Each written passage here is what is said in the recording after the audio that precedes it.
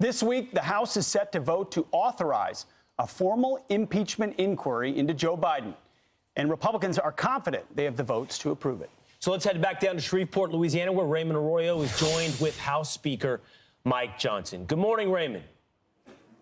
Good morning to you all. And we want to thank our Speaker of the House, Mike Johnson, for showing up, and for you all welcoming us. Speaker, let's pick up on what we were just hearing from Pete. This inquiry is underway. They're voting this week to have an inquiry. Some of the folks in this diner say there shouldn't be an inquiry of Joe Biden. There should be an impeachment proceeding. You would say what? Well, I would say we're the rule of law team, and we have to be very deliberate and careful about that. I've said several times, and it's true, that next to the declaration of war, I think impeachment is probably the heaviest power that the Congress has, the House specifically, under the Constitution. So we have to be very methodical and careful and follow the facts where they lead. The impeachment inquiry is the next necessary step because the White House is now stonewalling our investigation. Well, and look, I know they're threatening Hunter Biden with contempt. He doesn't want to even come forward and testify in a closed-door hearing. Here's my question. You have a difficult job to get anything done. George Santos was expelled.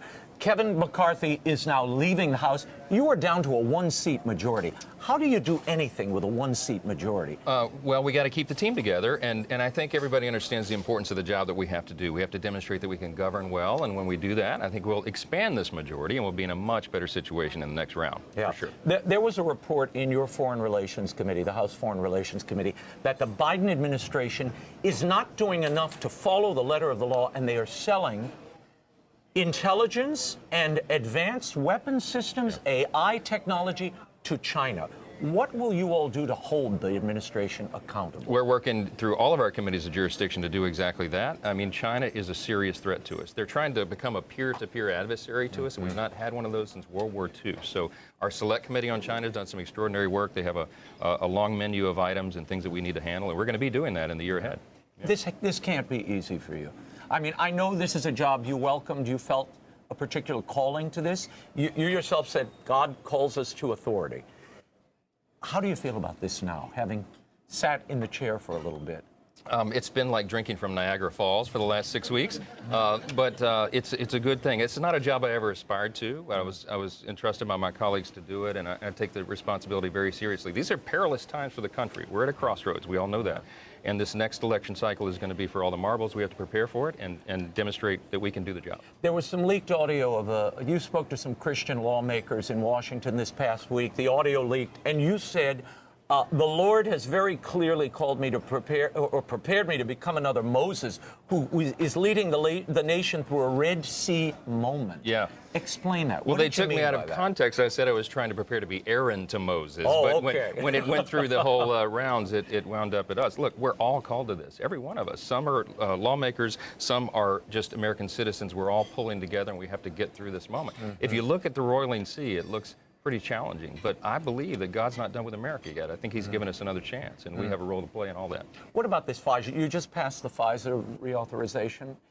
Is that wise, given how FISA has been used against citizens to surveil them? Listen, I came off the House Judiciary Committee deeply concerned about how it had been abused to spy on Americans, and that's why the House Intelligence Committee and Judiciary Committees work together so closely to reform it. So we have about 45 different reforms to improve that.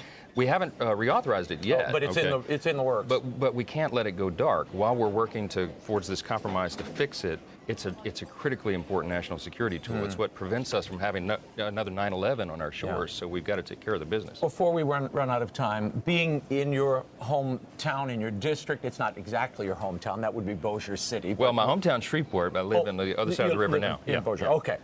Tell me about how your faith was shaped by your father, who was a firefighter. And you said that really was instrumental in bringing you to faith. Yeah, when I was 12 years old in 1984, he was assistant chief of the fire department here, and he was critically burned and permanently disabled in the line of duty. And so that experience was formative to us. It changed the trajectory of my life. My biggest aspiration in life was to be the chief of the Shreveport Fire Department, but they wanted us to go another path after that.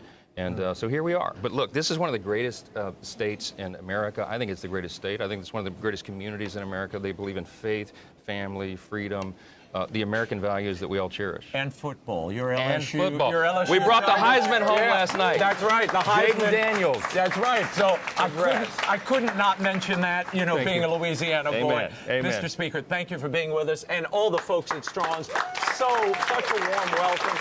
Back to you guys. Merry Christmas and Merry Christmas to you. And a happy Advent. Thank you. I'm Steve Ducey. I'm Brian Kilmeade. And I'm Ainsley Earhart. And click here to subscribe to the Fox News YouTube page to catch our hottest interviews and most compelling analysis.